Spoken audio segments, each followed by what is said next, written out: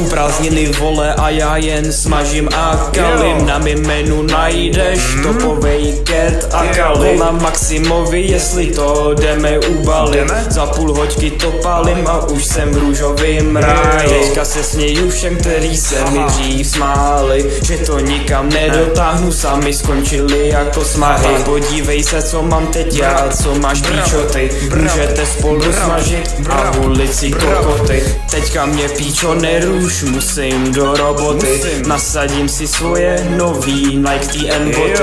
Maxim píčo otevřel vole varnu, dělal jen skero vole a teď jede v párnu. Napíš mu píčo, jestli seš ready pro něj pracovat. Nechovej se před ním jak koště, nebo budeš fasovat. Jeho kameny budeš po prvním ochutnání milovat. Můžeš si vybrat jít na brigádu nebo vole dílovat. Studuju těžkou školu a stejně jsem větší G než ty. Sundáváme opasky, když jdeme píčo na hroty.